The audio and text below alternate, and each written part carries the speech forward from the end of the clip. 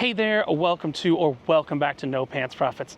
My name is Richard, and today I'm coming to you from Hawaii, more specifically Honolulu, and even more specifically Pearl Harbor. I'm going to take you around Pearl Harbor today. I am going to take my hat off. I have a more muted shirt than I would normally have today. I'm going to take you around Pearl Harbor. I'm probably going to be voicing over a lot of this. This is going to be very similar to the time about a year ago I went to Auschwitz. But I want to take you along, show you Pearl Harbor, show you what it's like. We do have to actually pay for parking. So I do have a rental car, rented a car to get over here from the airport. So I'm going to take a picture of my rental car license plate. And it's $7 to park here at the site. We do have tickets to the USS Arizona, which I will explain how you get those. You either get those like 60 days before or the day before. We have a very slotted timing for that. We got to be there relatively quickly. So I'm going to take you in, show you security, show you everything like that, and we're going to explore what there is to see at Pearl Harbor. I want to let you know very clearly there are no bags allowed inside of Pearl Harbor. You have to check your bags, and bags of any size. Doesn't matter how small the bag is, there are no bags allowed. So again, we're trying to get in and get to the USS Arizona because we have an 11:15 tour of the Arizona. So I think we're gonna have to go through some security real quick, but again, no bags at all, no items that allow concealment at all. So it says camera bags are large cameras. We have a tiny cameras, so we're okay. We're gonna head right on in through security. Looks like they're using Evolve for their security here. Let's see, one way. Turn that off as we go in. So as we came in, I will tell you security was not as crazy as I expected it to be. The USS Arizona Memorial check-in is off to the left. Again, that's the only timed thing. There is no admission here. The way the Arizona check-in works is about, I think it's 50 or 60 days before you have to actually make a reservation. This was in July that you had to do it, or you can do it the day before at 3 p.m. They open up more reservations. So we're checking in right now, and there's a whole kind of process where you go, you watch a movie, and they take you out on a boat.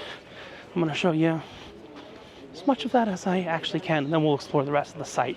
But this is the part of the site that we have to do at a specified point in time. So we're going to go to the reservation check-in right here. Reservation check-in will begin 10 minutes before departure time. So, shuttle to the Memorial, trip back can be viewed every 15 minutes and 45 minutes past the hour. And I felt like we were rushing. It said to get here 15 minutes before, or you'd be denied. We're here 18 minutes before where we need to be.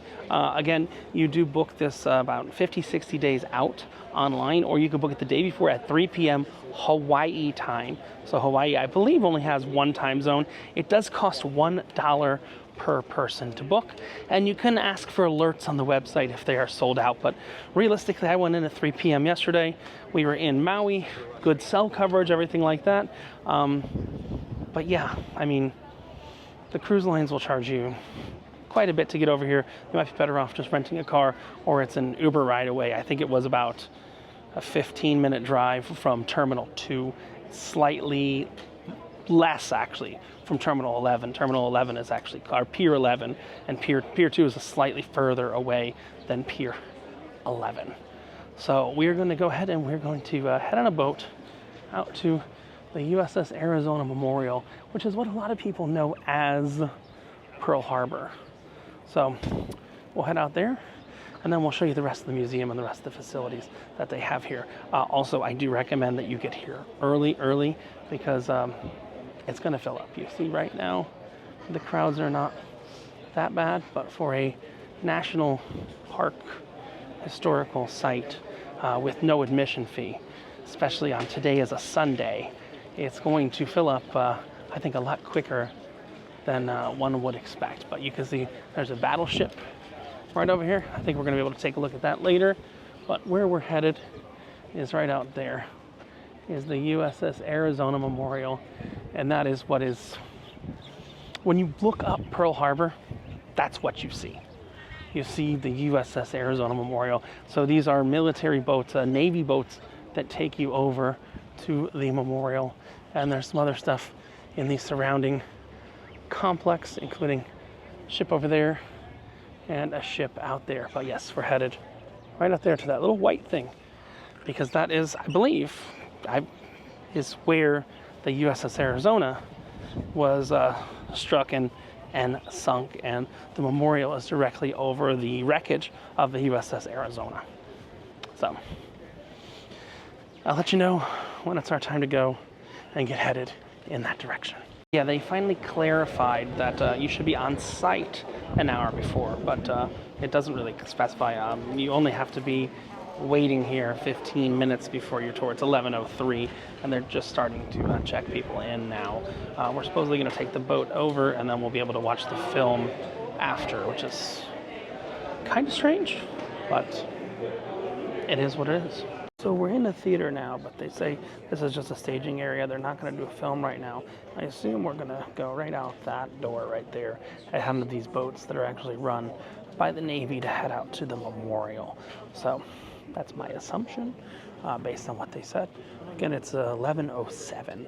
So just to give you a time frame, it's 11:07. You don't want to come down the steps. You're going to utilize that rear door in the back. Push it open, it will take you down a ramp. But either way, you're going right out to the boat. There you will meet the Arizona Boat Detachment. These are active duty Navy personnel that are usually hand-selected for a 3-year tour of duty with the Arizona Memorial. The 23-minute documentary film on the Pearl Harbor attack, the one narrated by Stockard Channing, is no longer part of the Arizona program. However, that film is now available to anyone who comes into the park that wants to see it. And if you have not yet seen that film and would like to do so when you get off the boat today, here's what you're going to do. When you get off the boat, you're going to go back into the park, come back around like you're going to check in again, but this time you're going to stay in the left lane and then go right into Theater 2, right behind you. And that film will start on the 15 and on the 45 of every hour. Before you get on the boat today, the most important thing I want to make sure you're all aware of is the fact that the Arizona Memorial is not an attraction. It is a national cemetery, and it would be no different if you were to go to Gettysburg or even Arlington. As a matter of fact, when you step onto the actual memorial itself, you will then be walking over the sunken battleship Arizona, which is now the gravesite for over 900 sailors and Marines who lost their lives aboard that ship on Sunday, December 7, of 1941. Those men have been on eternal duty for over 83 years. Out of respect for those men, the National Park Service, along with the United States Navy and Marine Corps, and most definitely the descendants of those killed aboard that battleship, we ask that as you walk the memorial today, please do so in a quiet, reflective manner that brings honor to those men. We do not allow food or drink aboard the boat or at the memorial except for clear water. Please make sure that any electronic device that you have with you is on silent, and more importantly, for those of you that may have a cell phone, not only do you need to silence your phone, but please, out of courtesy and respect for the dead, do not use your phone while you're on the boat or at the memorial except for the camera. It's okay to photograph and film. When you get out to the memorial today and you get off the boat, they will turn around and pick up the group that's already there. So please, whatever you do, do not be that person who goes out to the memorial, takes a photo or two, and then tries to get back aboard the same boat you got off of. Wait till that next boat comes out. When they unload, that will then be your boat to come back on. Please be on it, because if you linger and skip it, chances are you're going to kick somebody off of their return boat. That should give you roughly around 10 to 12 minutes out at the memorial. If you have any questions while you're out there, We will have a ranger out there, and he will be more than happy to address any questions that you might have. All right? Now, being that I got just a couple more minutes, let me share this with you. Don't get me wrong, I love my job. I really do. I get to work for the greatest country in the whole world. But I'll be the first one to tell you that my job is incredibly repetitious. I'm giving out the same information over and over. I'm answering the same questions over and over again.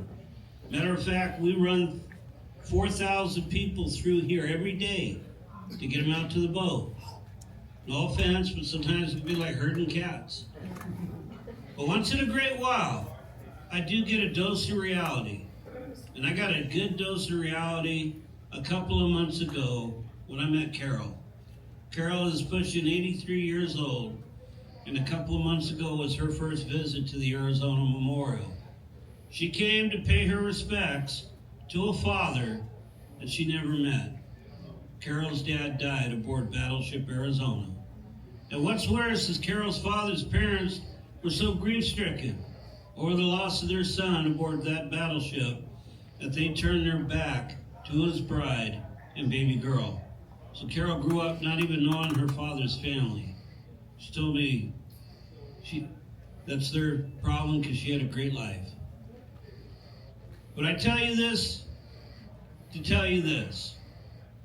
Even though December 7, 1941 is so distant in the past, to a select group of people out there, it's still part of living memory. All right? Give me a minute and I'll get the doors for you. All right, so we are jumping on the boat now. Once we're on the boat, I'm going to take video, but I'm going to narrate it after the fact. What we're headed out to is we're headed out to that guy right there. That is the memorial. That is what people think of when they see Pearl Harbor. Like he said, they shuttle 4,000 people a day through here. There are Navy soldiers who are here for, looks like Army and Navy. Could be wrong. Looks like Army there on the dock and Navy on the boat that are here for a 3-year deployment. Again, once we get on the boat, we're going to switch to narration after the fact. So, yeah. You see, here we go. Big old boat. We're going to get to spend about 10 or 12 minutes on the memorial once we get there. But again, once we're on the boat, you will not hear me talking in real time anymore. You will see a bit of a voiceover of sorts. Please find your seats and remain seated.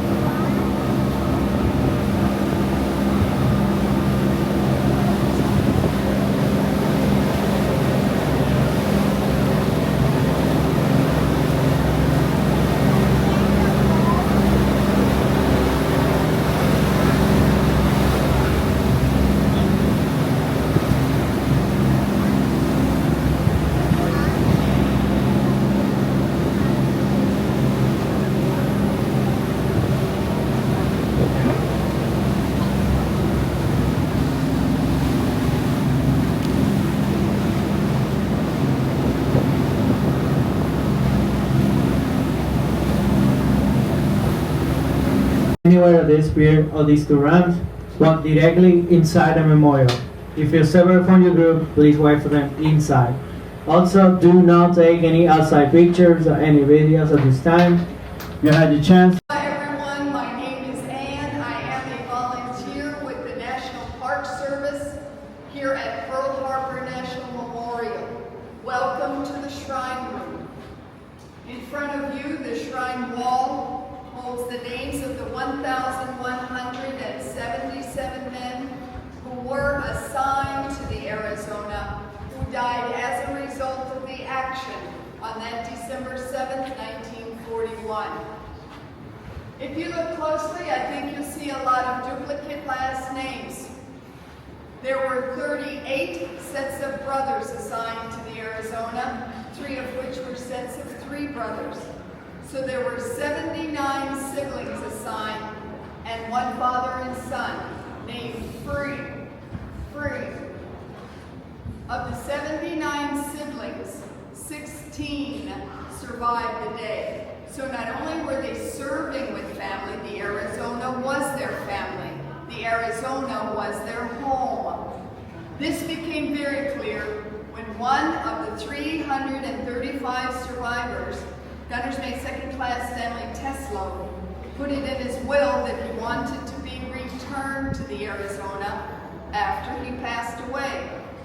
But when the National Park Service took over administration of the memorial in 1980, they learned of Mr. Teslo's request, and together with the Navy were able to make that happen when he passed away in 1982. They then extended this option to the rest of the Arizona survivors who were still alive at the time. Folks in front, you're good. Folks in the back, if you could move forward or to the side, that would be great. So what happens when an Arizona survivor returns to the ship? Well, after he passes away, his family has him cremated and put in a waterproof urn. The family then comes out to Hawaii, out to the memorial, for a funeral service that happens after hours. Toward the end of the service, the urn is carried back out to the boat dock that you just came from, off to the side, where the senior next of kin hands the urn to National Park Service and Navy divers. The divers then swim backwards across the water, holding the urn above the water until they get even with gun turret number 3, which is that big rusted tub-looking thing out there. Once they get even with that, they hold up the urn to let the family know this is the last time they'll see their loved one. Then, as taps plays, they propel themselves downward so that the last thing the family sees is the urn going beneath the water. The divers then go down by gun turret number 4, put the urn in, and let it go. The divers say it feels as if the ship is pulling back one of his own to return to his shipmates. Now up here in front of the shrine wall, there's a low wall on either side. There you'll see inscribed the names of the USS Arizona survivors who have chosen to return to the ship. There have been 45 of them. In 2016, John Anderson returned. The year after that, Estelle Birdsell returned. In 2004, Noel Chapman and Anthony Zarnecki returned. If we look up here, we'll see the names of Delbert Anderson, Rayon Birdsell, Naaman Chapman, and Stanley Zarnecki. These 4 sailors were rejoining not just their shipmates, but also their brothers.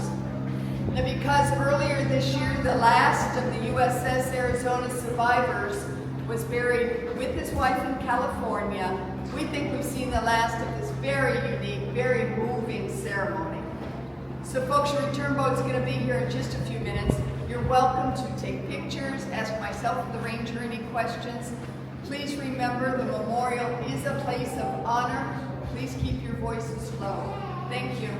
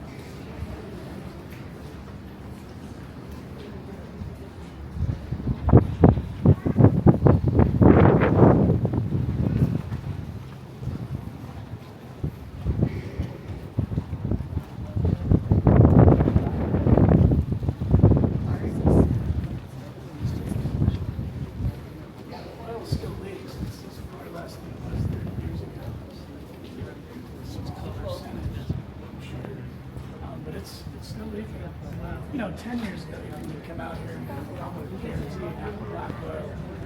Depending on the wind, super high wind, less oil. But for the last, even a few years or whatever, you come out here and wait and watch for it. It wasn't automatic. It hasn't been automatic. All right, so we just finished at the Arizona Memorial. You heard from the park ranger some of what happened there. I went and watched the video. It's actually pretty cool. Maybe I can insert it here of how they do what she was describing, the ceremony for the people that didn't die on there, for the survivors that have been interned with the ship. Kind of a very interesting video there. I watched it with no sound on the way back, kind of see what was going on. But we're gonna walk around the main part of the Pearl Harbor site now, and this just talks about some of the history and stuff like that. And then here's the actual, what is this? Pearl Harbor and Ford Island. Okay, so yeah, this is the actual area. Kind of a relief map of Oahu, it looks like, because there's Diamond Head. There's a couple other things on there. That's definitely a relief map of the whole thing. Kind of walks through all the people that were on the battleships of that day, but they do actually have, looks like a submarine. I'm going to guess that's a submarine right over there, even though it's got some gun turrets on top of it, or it could be just a longboat. But we'll go over, we will take a look. I do want to put one correction from earlier. I did say those guys in the fatigues were likely Army. No, they were Navy, just wearing camouflage. So you had some of the Navy guys in, the people that were on the boat were in Navy uniform, and the people that were securing the boat were in Navy uniform, but camouflaged in color. So just be aware of that. But we're walking around the site now. Again, the visit of the site is free, and the Arizona Memorial tickets, what we just did, is $1 per person. You book that out. They do have a standby function as well, but what they use that theater for staging. I did actually wind up sitting on the floor on the way back because someone who was in a wheelchair left the wheelchair empty. So that's how tight it is, the pure number of seats. They know how many people are going to fit on that boat. So got a lot of other things, as well as some statues and things of that sort. But we're headed over to the USS Blowfin. Yeah, and there's a shuttle to the Battleship Missouri, Pacific Aviation Museum, and the Oklahoma Memorial. So let's head over and let's see the USS Blowfin, which is right over there. And I'll take you for a bit of a look around on board, because it looks like we can get on board. We'll see. So it does look like the USS Bowfin is a separate admission. So children of military and things like that. Yeah. Children 4 and under are not permitted on the submarine. So yeah, it does look like you need to get a separate admission to go and check out the submarine. I'm not sure if I'm going to do that or not, but we shall see. So yeah, it's another $22 to go into there, and it's not a cost thing. We do want to catch the Dole Plantation and some other things like that are available. Here's the museum. Let's go ahead and let us check out the museum, which is this way. I think Scott's going to the gift shop. The museum's this way, Scott. So we're gonna go ahead, check out the museum here. And yeah, so we're gonna go check out the museum. We've already been out, as you've seen, to the Arizona Memorial. Again, you can do standby if there's standby available, but you wanna make sure that you got those tickets at 3 p.m. the day before, if you potentially could. So we're gonna jump into the museum. That's the included museum here, and we'll see what it's got in store. All right, so there does seem to be a bit of a included museum here that gives you some of the history, everything that's going on. Some models. I think this might be the Arizona. No. Maybe that's a volcano. Just a small little museum. I think this is different than the other museum that you have to actually pay for here. But there is a small museum on site. If we had more time, I would stay and go to the other museum. I think if you do a actual charged tour of the facility, you probably get that $22 ticket included if you go with a cruise ship or something like that. But again, what you don't get included is that Arizona thing. You do have to go ahead and book that yourself. And this is a museum on the attack. It just says attack. Again, I'm narrating this live because I don't believe there's any death that happened like right here, unlike the Arizona.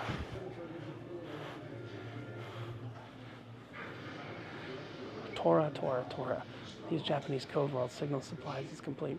Those who see low-flying planes takes the training exercise. The first wave hits its targets just before 7:55 a.m. The American alert is air raid Pearl Harbor. This is no drill. A second wave strikes an hour later. By 9:55, the attack's over. So this is what actually the story of what actually happened.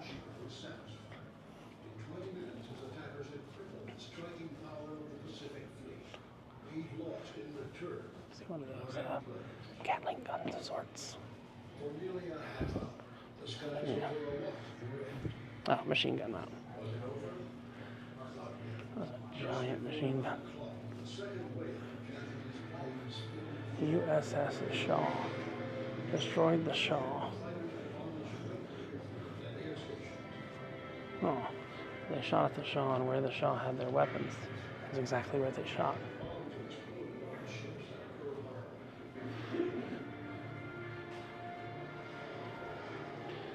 We can hear tapping. The USS Oklahoma capsized in 11 minutes. Sailors and the shipyard workers quickly climbed onto the overturned hull and began searching for survivors. One sailor who escaped from the ship reported that 125 men were trapped in a single compartment. They cut through the hull and saved 32 men in the first 24 hours. When they came to cut the men out, they could hear tapping. It was tapping for 2 days. That's eerily similar to what happened about a year ago with the Ocean Gate. I'm not comparing a civilian or a military thing, I'm just saying with the tapping. They talked about hearing tapping. And these are those who were there. That's the old style at the time this happened uniform of the Navy, which you saw the new style uniform of the guys that were driving the boat that we were on to the Arizona. And that looks like a naval officer uniform of sorts. And then this is part of the hull from the Arizona, it looks like it. Looks like this is something from the Arizona, which is where we just were. Salvage fragment of the USS Arizona testifies to the full power of the explosion that destroyed it. This piece came off a bulkhead from the enlisted men's galley or kitchen. A remainder of the 1,500 temporary home was on board the ship.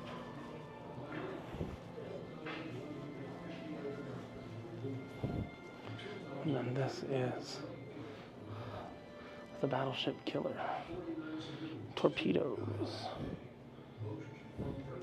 Sort of Forward Island. I guess this is an actual used torpedo, which is kind of a unique thing to see. And you've got a Purple Heart.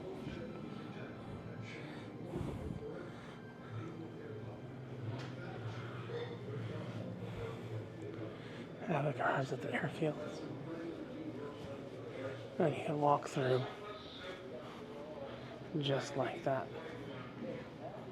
USS Arizona today, and that was where we were.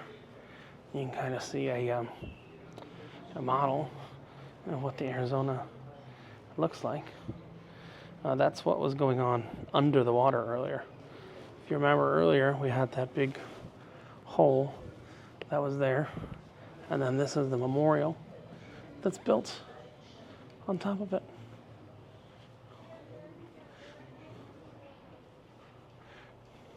Just kind of crazy that we were just out there over on top of that.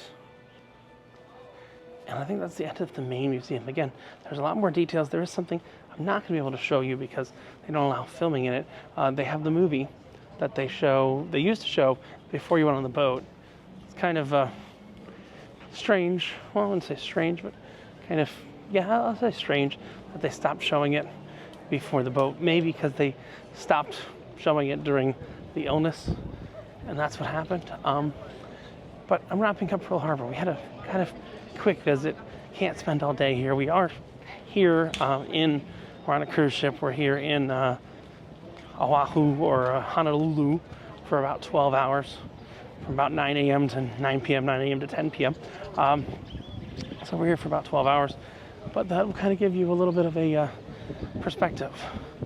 I'll tell you, the only place I've been to that I can really compare to this, and I think I said this back when we were leaving the Jeep we rented, the only thing I can really compare this to is to kind of an Auschwitz of sorts, and the same feeling, the same somberness, the same kind of everything that went on there, if that makes sense. Very interesting place. I'm glad we got to go out, see the Arizona. And yeah, that is Pearl Harbor. So this is Richard from No Pants Profits, coming to you from Pearl Harbor. And I'm not even going to use my line to go out because it kind of doesn't show respect to this place. So I hope you enjoyed. Hope you learned something about how you get onto the USS Arizona Memorial. There is over there the submarine that you pay the $22 to get access to. There's another boat that you can go to over there, but the site in Pearl Harbor that you want to see is the Arizona, and that's what we went ahead and explored today. So I hope you enjoyed this little overview of Pearl Harbor, how you visit Pearl Harbor, get into Pearl Harbor, the processes and everything like that. And I'll see you around. From the island of Oahu, the town of Honolulu, we're at Pearl Harbor. Hope you enjoyed. Bye.